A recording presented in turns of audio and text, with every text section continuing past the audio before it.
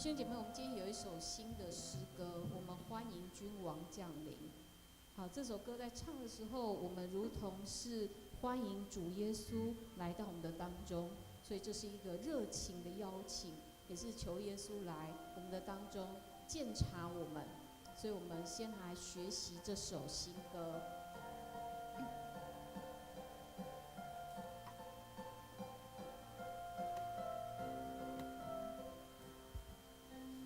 宇宙的中心，耶稣；世界的中心，耶稣。万物都本于你，属于你，归于你。你是荣耀君王，我们欢迎君王降临，渴望看见你的彰显，呼求你来翻转，震动这土地，复兴我们圣洁的热情。我们欢迎君王降临，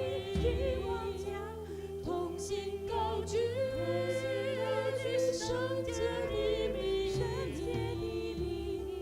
呼求天窗打开，春雨不停息。我们呼喊，欢迎君王降临。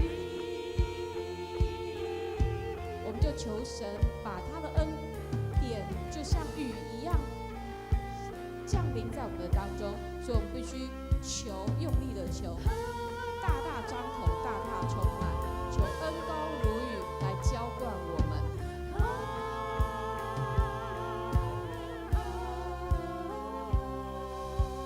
大大张口，大大充满，恩膏如雨，浇灌这地，眼未看见，耳未听见，渴慕更多看见你的，然后再重复。大大张口，大大充满，恩膏如雨，浇灌这地，眼未看见，耳未听见，渴慕更多看见。然后再一次，我们大大张口，大大张口，大大充满，恩膏如雨，浇灌这地，眼未看见，耳未听见，渴慕更多看见你的容颜。我们欢迎君王降临，渴望看见你的彰显，呼求你来翻转，震动这土地，复兴我们圣洁的热情。我们欢迎君王降临，同心高举你圣洁的名，呼求天窗打开，春雨不停息。我们呼喊，欢迎君王降临。这边还有哦，我们欢迎，对，好，这边就是重复好几次哦，所以这首歌它是重复好几次，重复好几次。这边还有一次，我们欢迎君王降临，好，所以弟兄姊妹，这是一首新的歌，好，就它的歌词是说，呼求天窗打开，求神好像把天上的窗户打开，然后呢，把他的恩典不断的倒给我们，所以我们要怎样？我们要去接，我们要去承接，好，所以第一首歌呢，就是我们要预备我们的心，我们呢求神来到我们的当中来带领我们。好，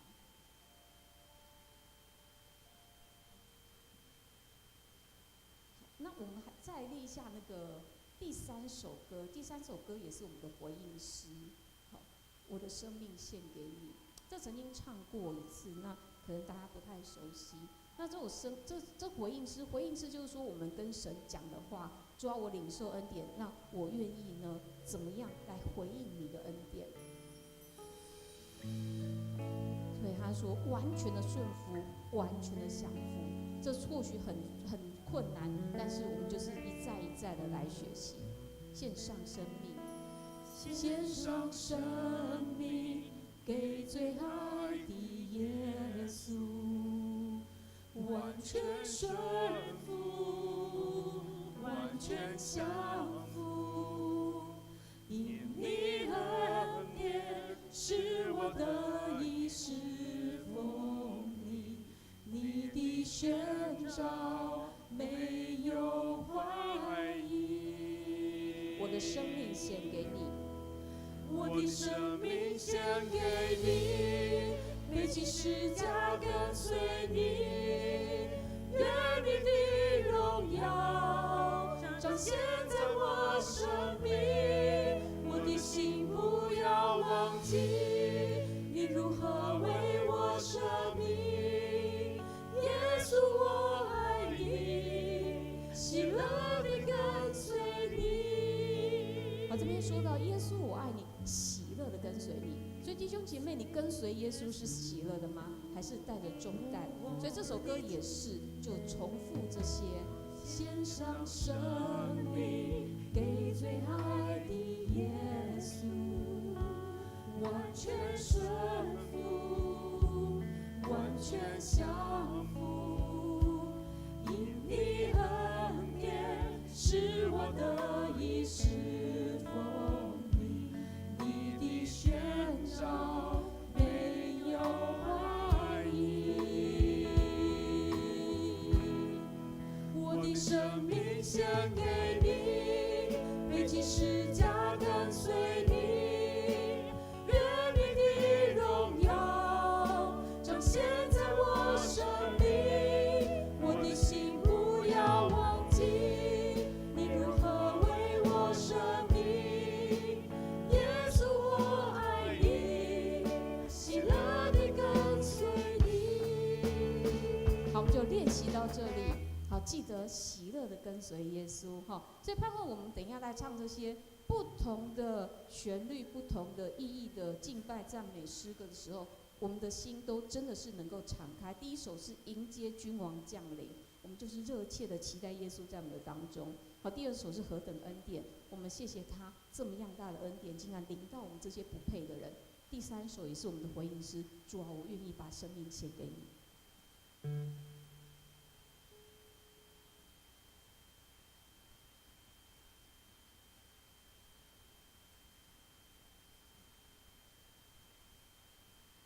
今天是建堂奉献主日，请各位弟兄姐妹预备心、关心以及奉献。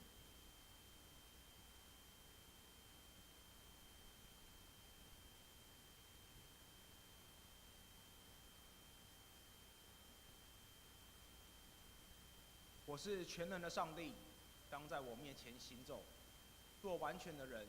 我要与你立约，使你的后裔极其繁多。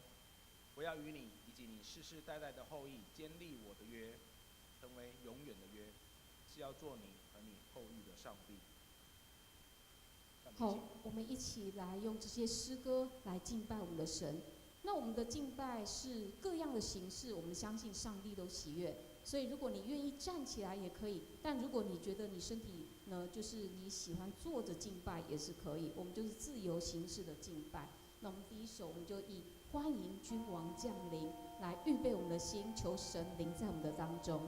我们欢迎他来到我们的当中。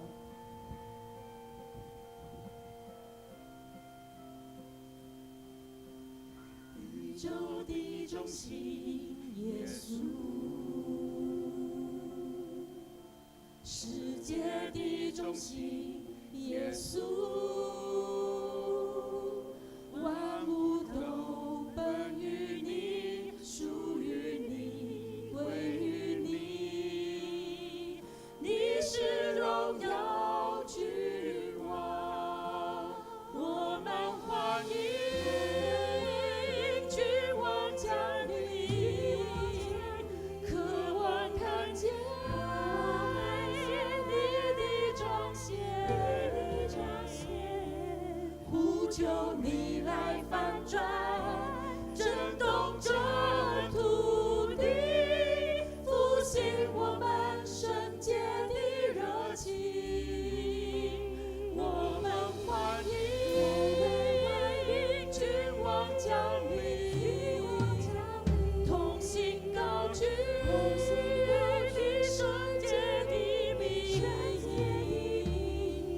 呼求天窗打开，春雨不停息，我们呼喊欢迎君王降临。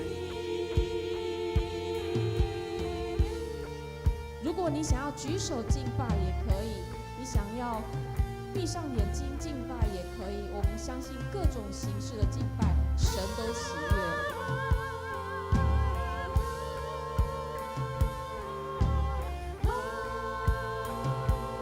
让我们向神大大的张口，求他充满我们。大大张口，大大充满，恩高如雨，浇灌这地，眼未看见，耳未听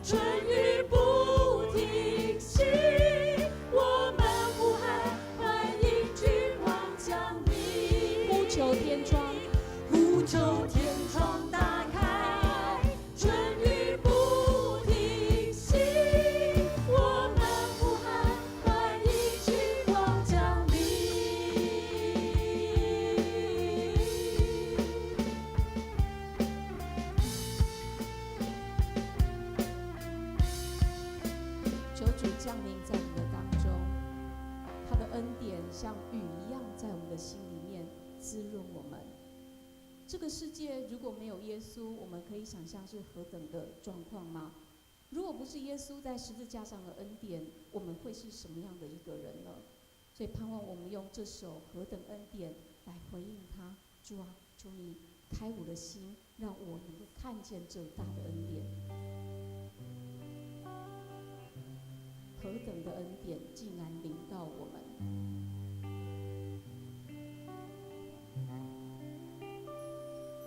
一真诚的心降服在你面前，开我心眼，使我看见一感恩的心，领受生命活水，从你而来的温柔谦卑。何等恩典，你竟然在乎我！何等恩典，你宝血为我流！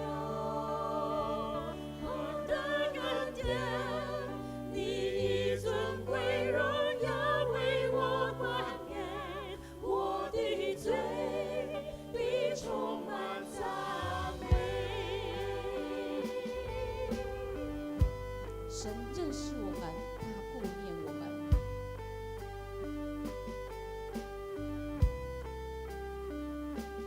一真诚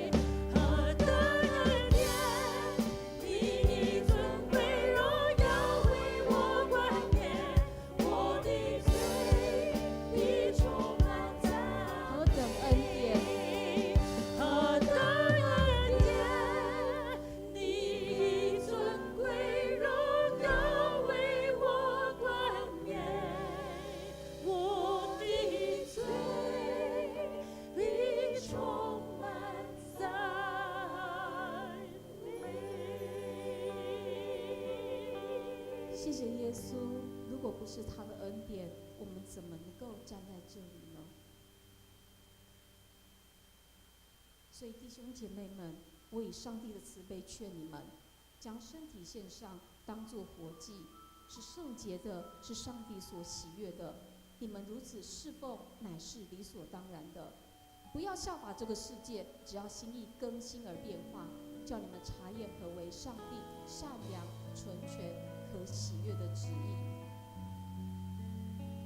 献上我们的生命，相信耶稣，使用它，他也要让我们的生命扩展到最完全的阶段。献上生命给最爱的耶稣，完全顺服，完全降服，因你恩典使我得以侍奉你，你的宣召没有怀疑，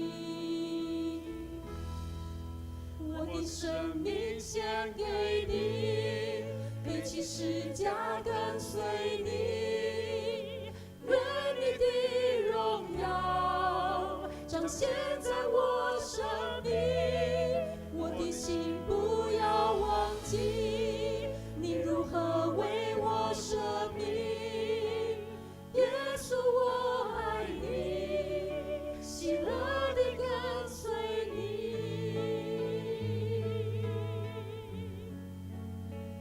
当我们在唱这些诗歌的时候，真的是像我们口里所唱的。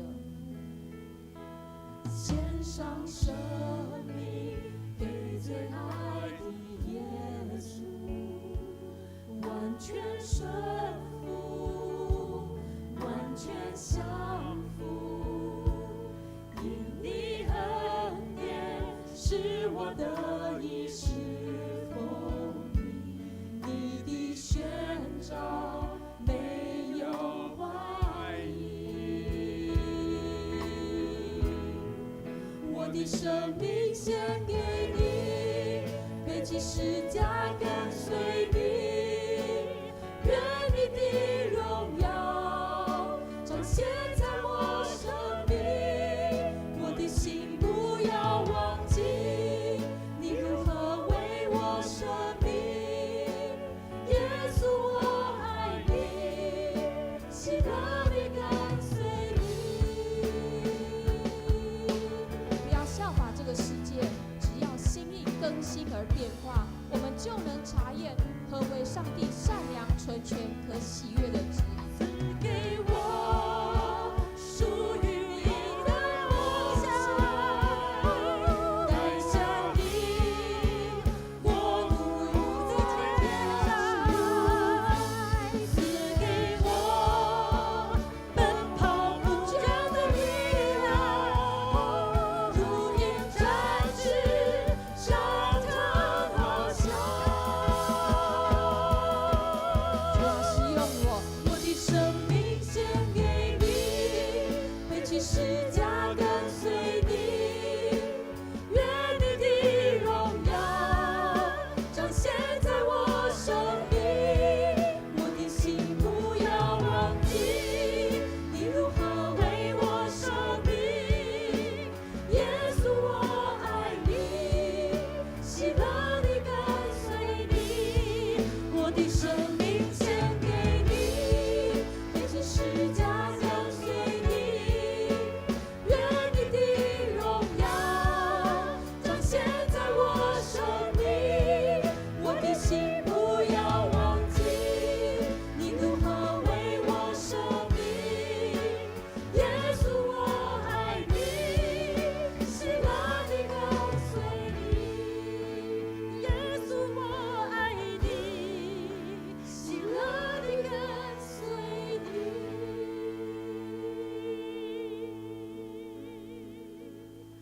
献上生命给最爱的耶稣，我爱你，我爱你。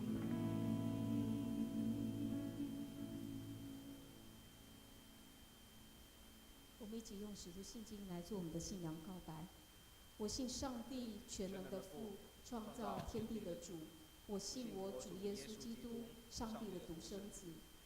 他从圣灵感孕，由童贞女玛利亚所生，在本丢比拉多手下受难，被钉于十字架，受死，埋葬，降在阴间。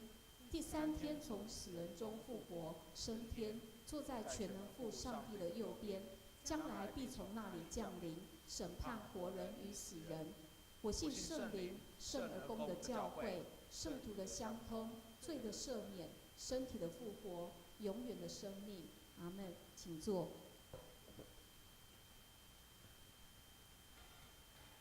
一起来祷告。疼爱我们的天父上帝，我们恭敬来到你的宝座前，真心诚意来敬拜赞美你。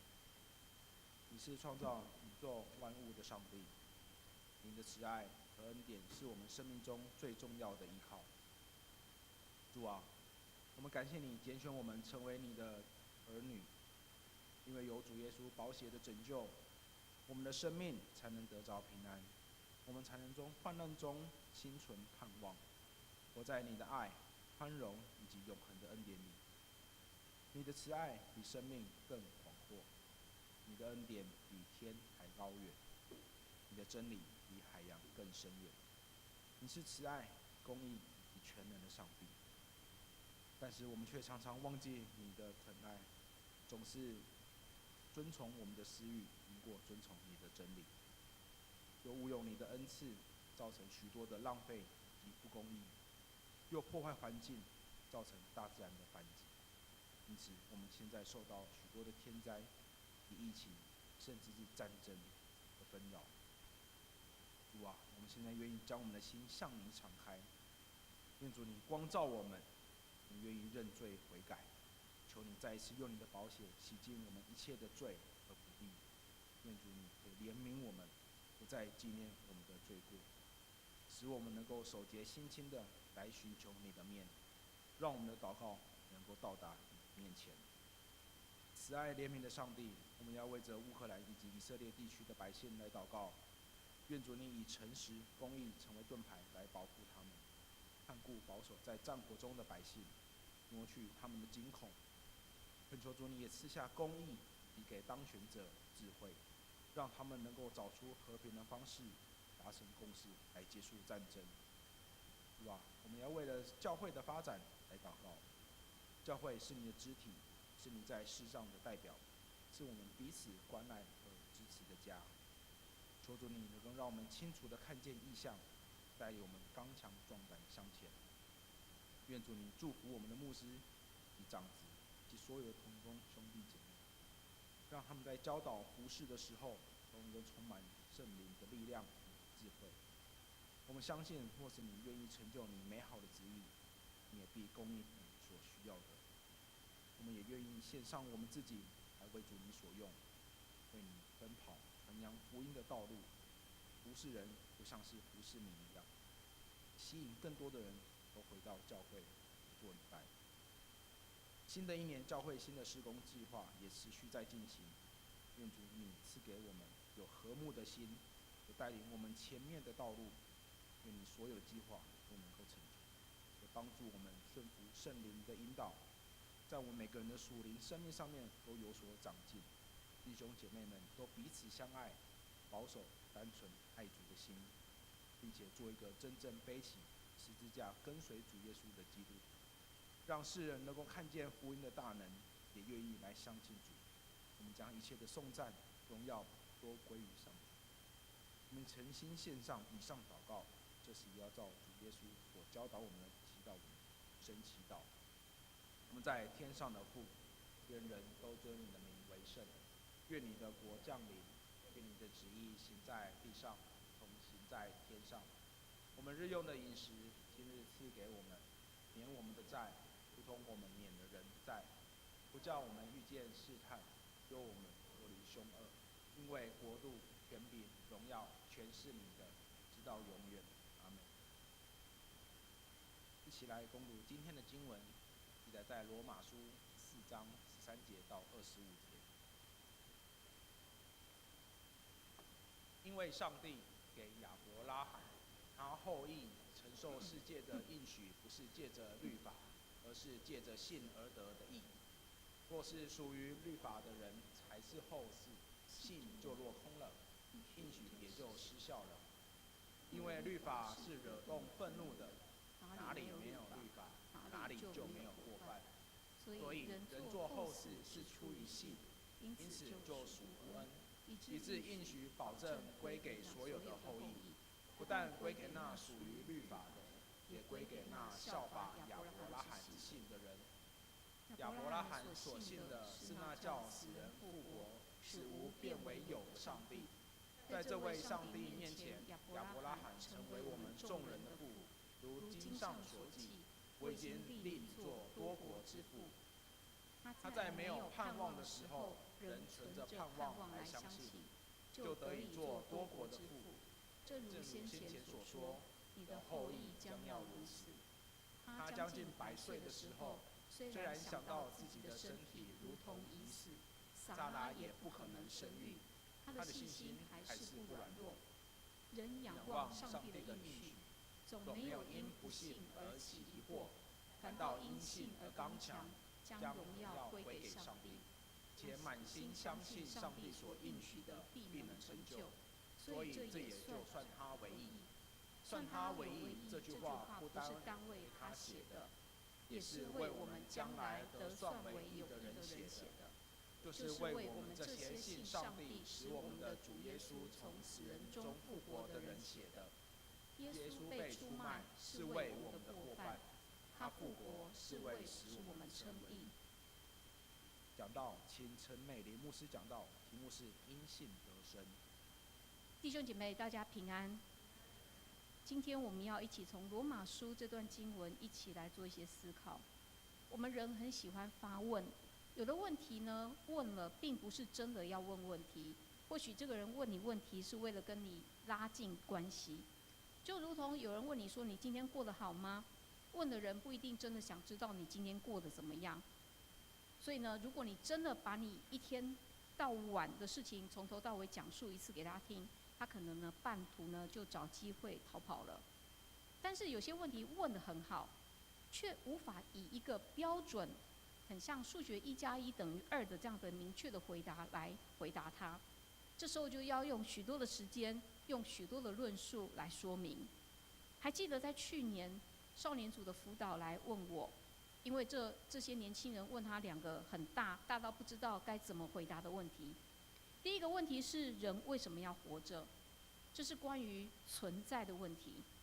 第二个问题是上帝为什么创造撒旦却又不毁灭他，这是关于罪的问题。这2个问题在神学院可能要花1个学期的时间来讨论来学习，但现在的年轻人受抖音、受短影片的影响，不可能有这么样多的耐性。所以为了要解决他们的问题，又要合乎他们的口气，我用3个多小时的时间思考打字，把2个问题的解答缩短在2300个字以内。当然我不知道他们有没有去看去想，但是他们会提出这2个问题，让我觉得很有意思，也觉得很有盼望。平常这些看起来不将信仰当作一回事的年轻人，竟然呢他们也是有在思考这些问题的。而我们在看罗马书也是如此。罗马教会信徒的问题很大，很难回答。但是为了解决在这个教会里面，在这教会有2种人，一种是罗马就是外邦人的基督徒，一种是犹太人的基督徒。他们这2方常常对福音呢有一些争辩，例如说我们要不要遵行律法，所以他们也因此常常起冲突。所以保罗在罗马书里面用很多问问题的方式来讲述福音真正的意义。就像在第3章，保罗好像在替这些外邦人基督徒发问，问什么呢？他说，这样说来，犹太人有什么比别人强的呢？割礼有什么益处呢？但是保罗好像又自问自答的写说，不是这样哦，因为上帝的信实对于犹太人也是不改变的哦。然后这些外邦人基督徒又在问，好像又在问问题说，那又怎么样呢？我们比他们强吗？保罗说也不是哦。因为犹太人、外邦人，我们都是罪人。也好像今天我们的第4章，保罗的方向是转回来向犹太人基督徒说话。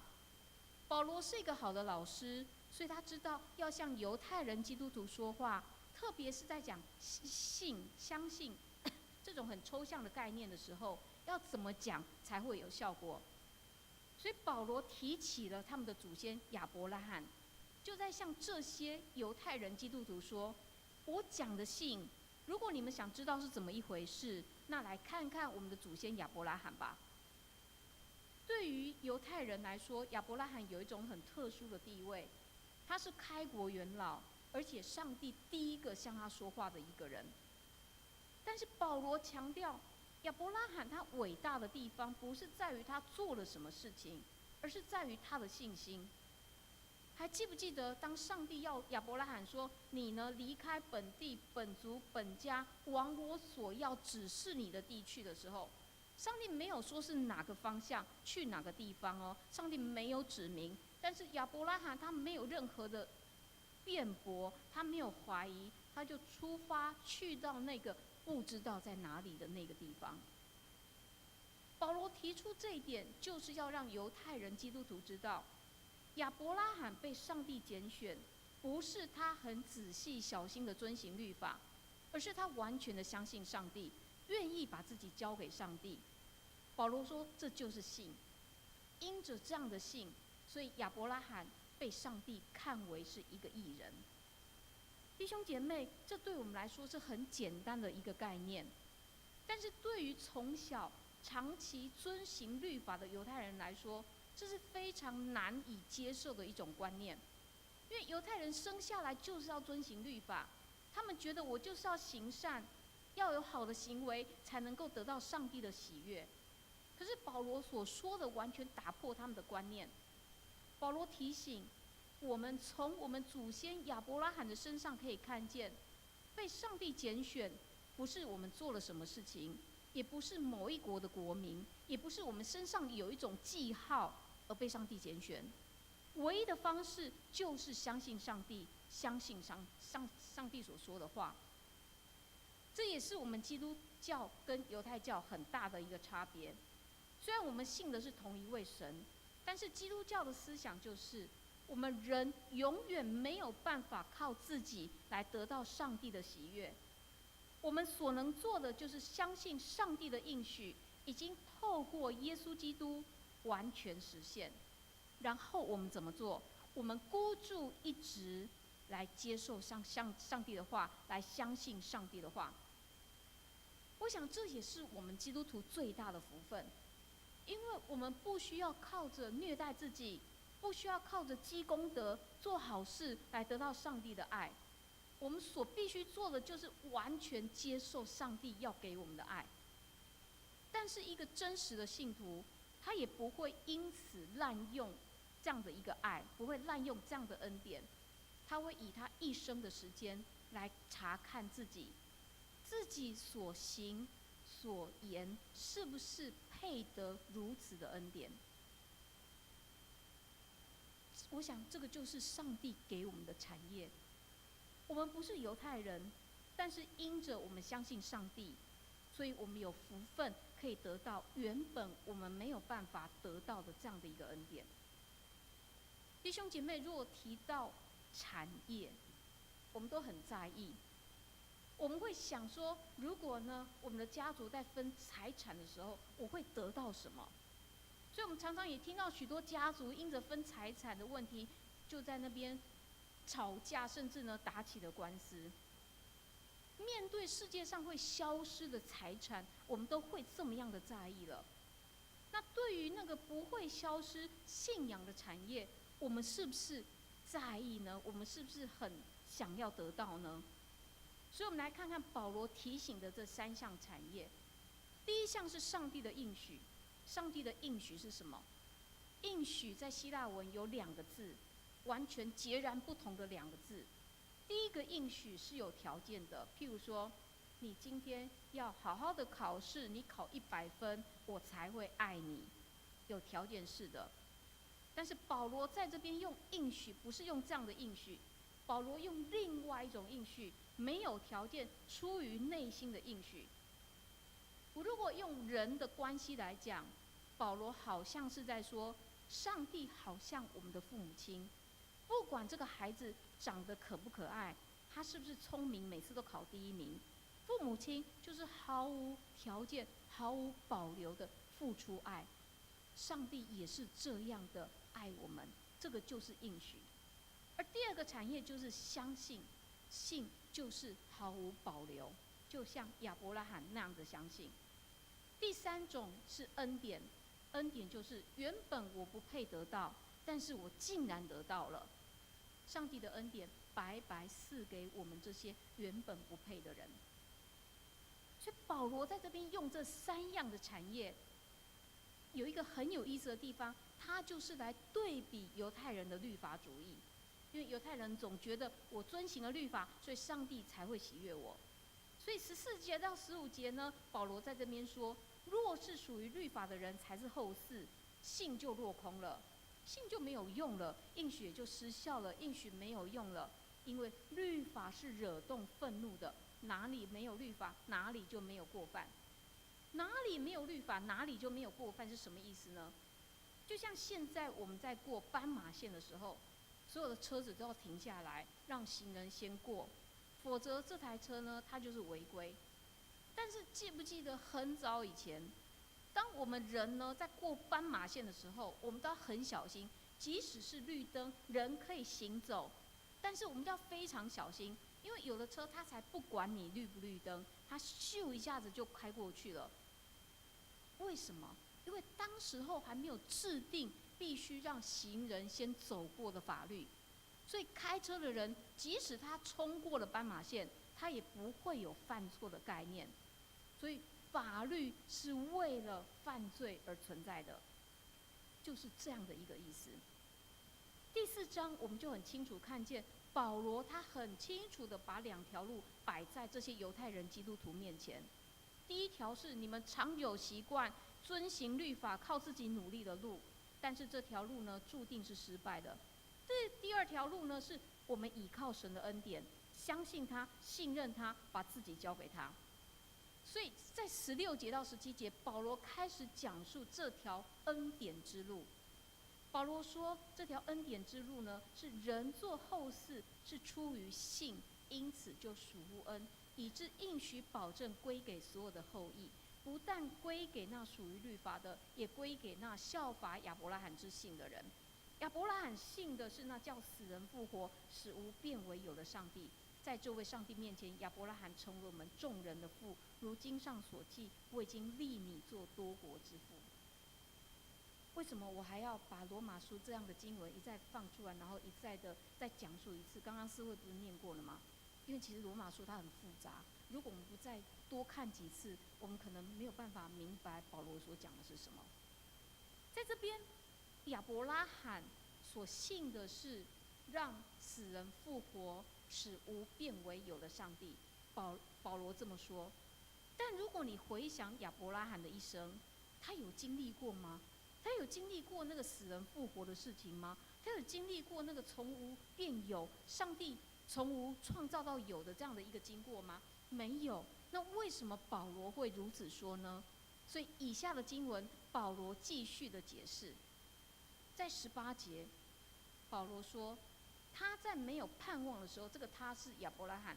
亚伯拉罕在没有盼望的时候，仍存着盼望来相信，就得以做多国之父。正如先前所说，你的后裔将要如此。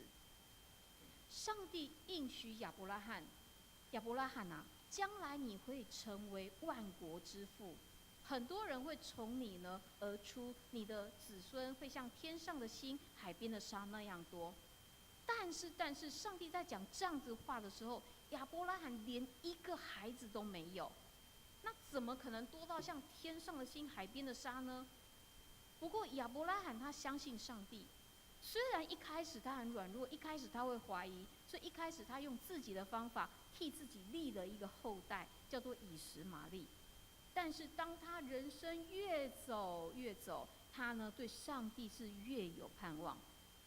第19节到21节也说呢，他将近100岁的时候，虽然想到自己的身体如同已死，他的太太撒拉也不可能生育，他的信心还是不软弱，仍仰望上帝的应许，总没有因不信而起疑惑，反倒因信而刚强，将荣耀归给上帝，且满心相信上帝所应许的必定成就。当时候他跟他太太已经100岁了，已经不可能生孩子了，但是上帝说的话，他相信上帝的应许必然成就。所以这2件事情，这2段经文都是在回应刚刚我们所读的17节。亚伯拉罕所信的是那叫死人复活、使无变为有的上帝。在这边，死人复活不是说像耶稣死了又复活的那种复活，这里的复活有的圣经版本翻成叫死人得生命。叫死人得生命是什么意思？保罗在这里强调，年老的亚伯拉罕跟年老的太太撒拉已经不可能再生孩子了，他们的身体好像枯干了，是没有生命的，他们的子宫已经没有生命了，他们的也没有办法再创造精子了，没有生命了。但是上帝竟然叫他们在年老的时候得到孩子，这种在人看起来极为不可能、根本不可能的事情，但是因着亚伯拉罕对上帝的信心，上帝就在他和他太太的身上显出生命的奇迹。亚伯拉罕的信和犹太人很有关系，但是你说跟我有什么关系？我是一个基督徒，现代的基督徒，这样的信也扩展到我们每一个人的身上。所以23节到25节，保罗把主题带到耶稣基督的救赎。23节说，算他为义，这句话不是单为他写的，这个他还是亚伯拉罕。这句话非常有意义。亚伯拉罕的信心让他被上帝称为义，那是他个人的事情，跟犹太人没有关系，跟我们这些人也没有关系。但是保罗要我们思想，这句话不单是为亚伯拉罕写的，也是为大家写的。所以要我们去思想那位被钉在十字架上的耶稣。他这么形容耶稣，这些话也是为我们将来得算为义的人写的，就是为我们这些信上帝使我们的主耶稣从死人中复活的人写的，为我们相信的人所写的。所以算亚伯拉罕为义，也算我们为义，只要我们相信耶稣基督，只要我们相信耶稣基督从死人中复活。所以在这边让我们看见一个很极大的一个恩典。亚伯拉罕他从来没有看见死人复活，但是我们看见了，因着耶稣，我们看见耶稣从死里复活。25节这句话也非常的重要。耶稣被出卖是为了我们的过犯，他复活是为使我们称义。这句话是早期的基督徒他们在宣告信仰的时候所说的话。里面提到耶稣死是因为我们的罪，跟我们有关系，因为只有无罪的羔羊才能够解决世界上所有罪的问题。同时耶稣的复活也跟我们有关系。如果耶稣没有复活，他只是一个教主，他的死也没有办法胜过阴间魔鬼的权利，我们也没有办法被上帝来称为义。所以这一段从亚伯拉罕的信到我们的信，保罗讲得非常非常的精彩。我们回去可以再重看一次。我们可以看到亚伯拉罕一个跟我们一样是很软弱的人，但是因着他对上帝的信，让他在绝望当中看见了盼望。弟兄姐妹，当我们的年龄越来越增加，我们面对的绝望就不再只是考试考不好而已了。我们面对的绝望可能会越来越多，甚至多到让你觉得你前面的路好像都被遮盖了，你看不到前面的路，你会觉得环境、上帝似乎都在跟你在作对。但是从一个跟我们一样、一模一样是一个人的亚伯拉罕，我们可以看见，上帝要在逆境当中进行新的创造，他要带给人新的盼望。乌克兰战争已经打了2年，从乌克兰战争开始差不多半年之后，有一个12岁的女孩，所以她现在14岁了。这12岁的女孩叫做安吉丽娜，她做了一个这样的见证。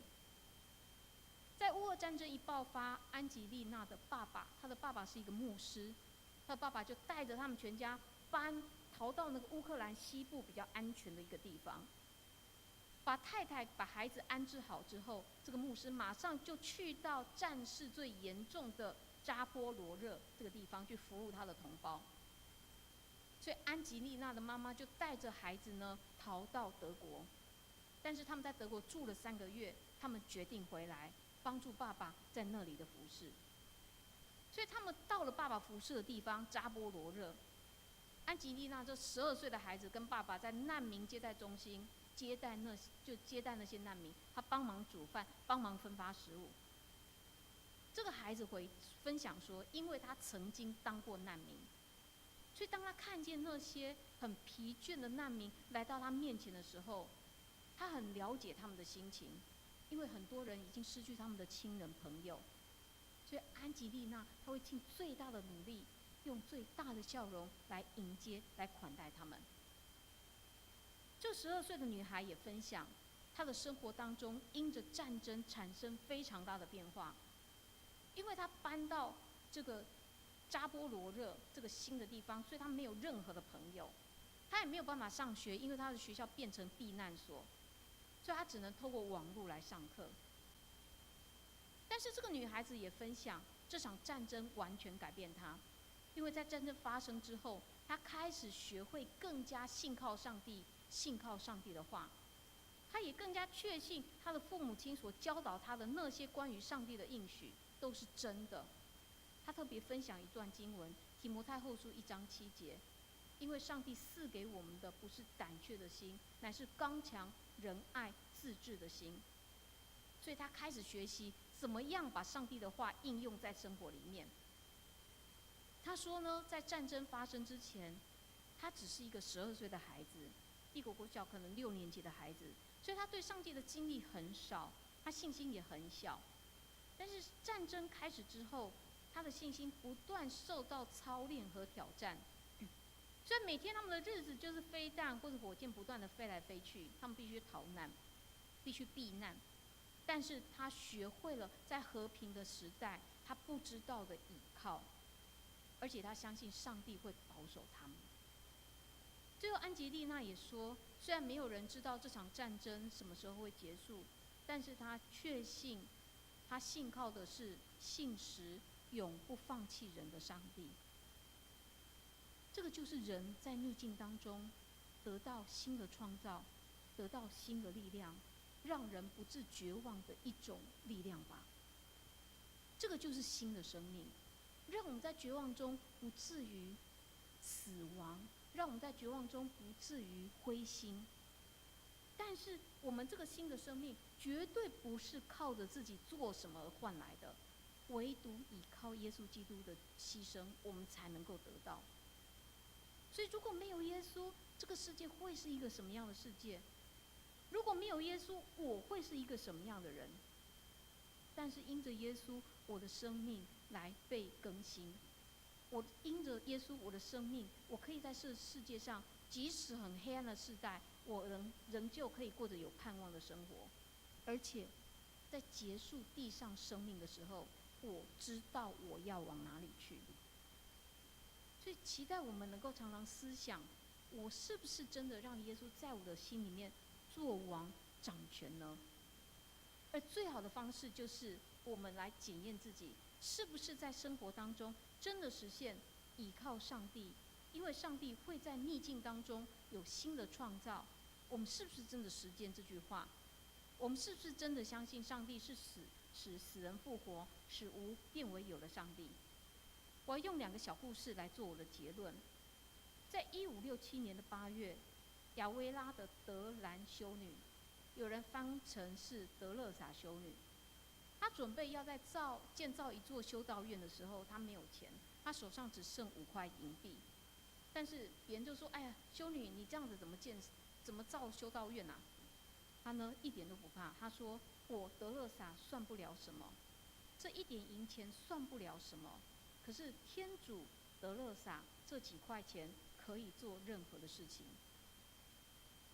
另外，在19世纪苏格兰的宣教士安妮史默，他曾经提过他的父亲，他的父亲也是一位宣教师。他的父亲常常讲的一句话是说：“常出怨言，做不祥之语的何等凶恶，也是愚蠢。”如果我们常常说一些很绝望、很负面的话，这句话就要提醒我们。但是安妮呢，她最喜欢她父亲所说的一句话是说：“一个有生命的教会，敢做任何的事情。”为什么？因为我们相信的不是这个世界，我们相信的是在绝望当中会让我们得到新生命的上帝。我们依靠的是胜过死亡权势、从死里复活的耶稣。所以弟兄姐妹，你相信吗？盼望我们不再只是站在旁边看。当我们愿意把自己全心投入对上帝的相信，当我们愿意去领受耶稣基督的救恩，我们一定能够在这充满波涛的人生当中，看见上帝新的创造、新的力量。我们一起来祷告。亲爱的神，我们谢谢你透过罗马书保罗这一段很好的问答的方式，让我们理解什么是信。也谢谢你透过亚伯拉罕他的信，让我们看见不是我们做多少事，不是我们读多少圣经，我们才被你拯救，而是你的爱就单单的拣选了我们。主啊，求你帮助，让我们能够来思考，也让我们来实践我们所信的信仰，让我们在生命当中真的是愿意献上我们自己给你，让我们在生命当中实现那我们所谓我们的相信是什么样的一个相信。主啊，求你帮助我们，让我们真的是来有机会来思想这段话，有机会把这样的话应用在我们的生活当中。我们这样子祷告都是奉靠主耶稣基督的名，阿们。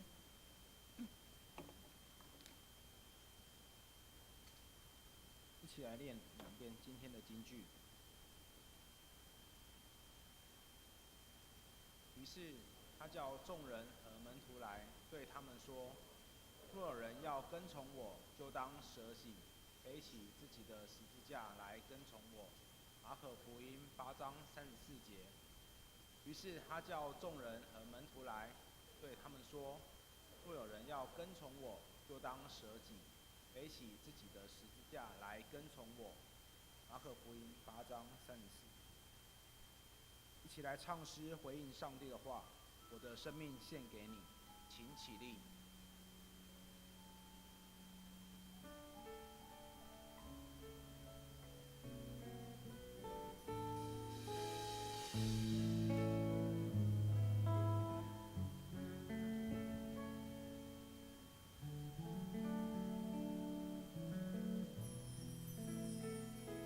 献上生命给最爱的耶稣，完全顺服，完全降服。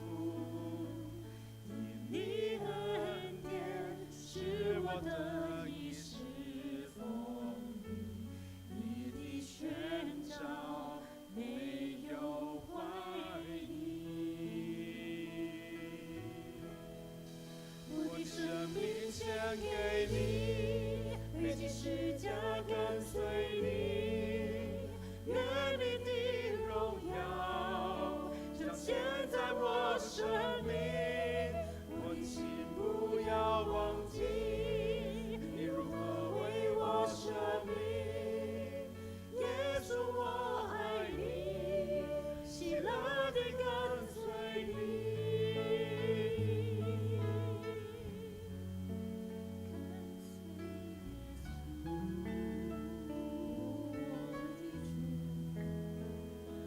献上生命给最爱的耶稣，完全顺服，完全降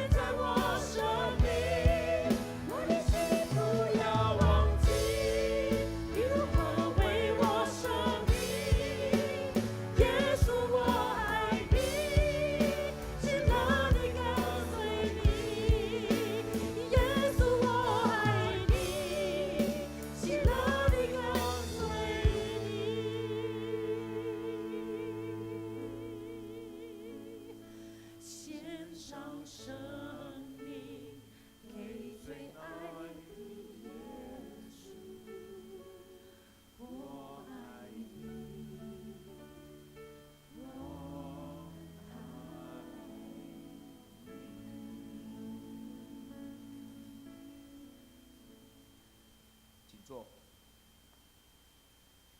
奉献，请陈嘉禾姐妹、陈木和姐妹负责奉献。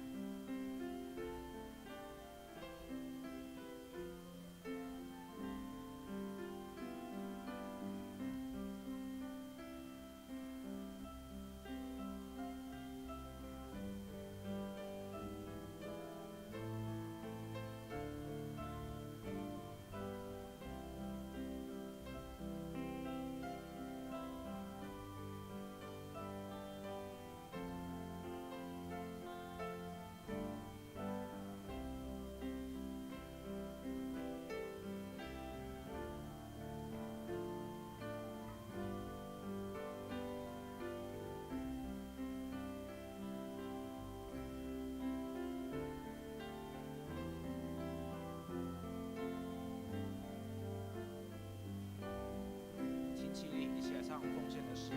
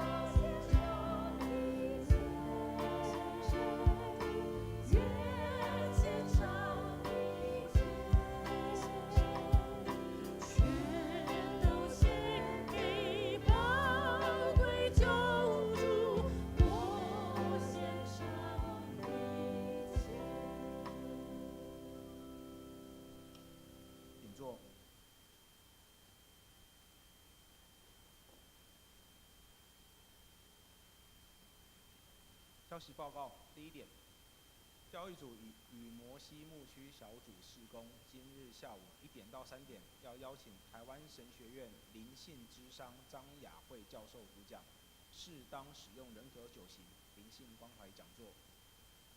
第二点，欢迎兄姐捐献家中使用不到、适合小朋友的全新文具礼品。3，东年大学2023年学年度第2学期暨社会局社区照护关怀据点定于3月1号周五的早上9点半要举行开学的礼拜以及课程。有意者请向陈美玲牧师报名，请记得携带健保卡，填写报名表。第4点，2024年 Children of Light 春季班定于3月2号周六上午10点开课，欢迎国小、国中学生参加。请牧师补充报告及介绍新来的朋友。好，我们来欢迎今天来到我们当中的朋友。首先，我们欢迎李克强弟兄跟廖玉兰姐妹，欢迎你们。欢迎，上帝祝福你。好，再来我们欢迎是康美玉姐妹，欢迎。欢迎，上帝祝福你。好，我们再一次介绍我们的今天下午的讲师，好，雅慧老师，欢迎。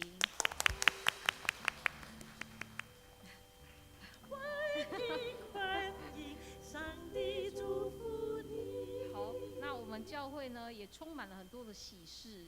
好，那除了上个礼拜晚营呢，他们跟雨虹他们得到一个baby 之外呢，我们这个上个礼拜4呢，碧琛跟季红呢，他们也去公证结婚了，所以我们有一对新人，恭喜恭喜恭喜！上帝祝福你。好，那他们10月的时候会办婚礼，所以我们呢继续为他们祷告。好，那我们现在要为我们的肢体及我们的教会事工及全世界来祷告。好，我们来看我们的第一个是为全世界。好，我们知道我们这么的安居乐业，可是世界上仍然有许多地方是在战争或是天灾或是贫穷当中。我们求神怜悯，也兴起更多的人能够来援助。我们也为台湾这片小小的土地，求神的恩典能够及早临到，让更多人能够认识他。为各地的宣教士祷告，求神保守他们的平安，也为我们教会建堂的事工，好，也为许多社区的事工来祷告，也为怀孕的姐妹明一跟雨乔祷告，也为肢体许多肢体他们在家里疗养，或是中正长老仍然在医院，我们也求神医治看顾。好，我们开口为这些人、为这些事工一起来祷告。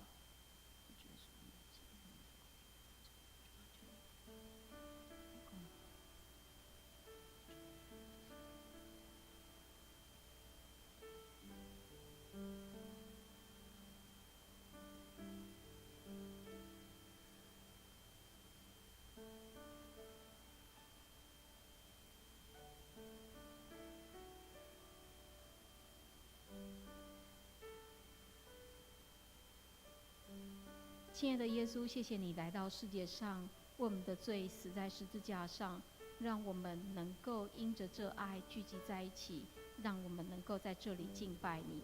主啊，我们不止敬拜，我们也要付出我们的行动来实践我们的相信。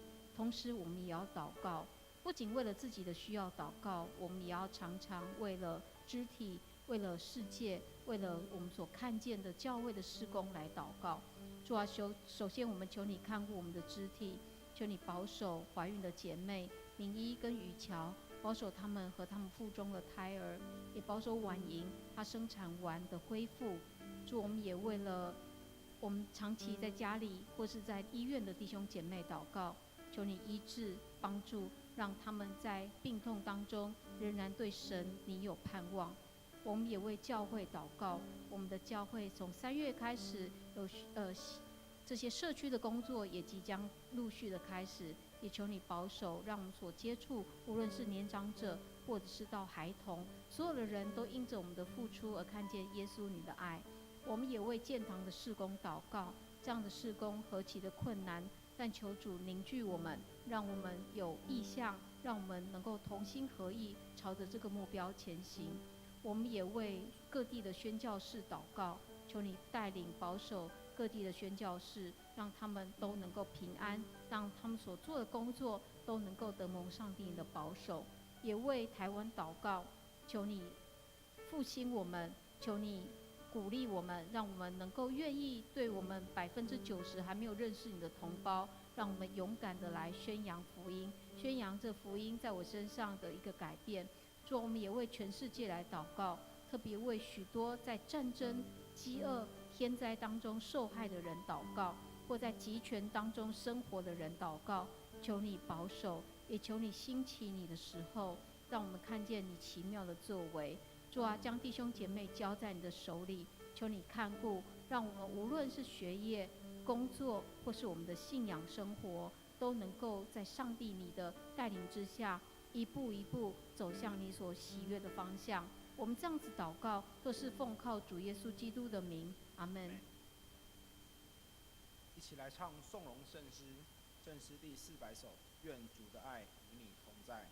唱完后，请牧师祝祷，请起立。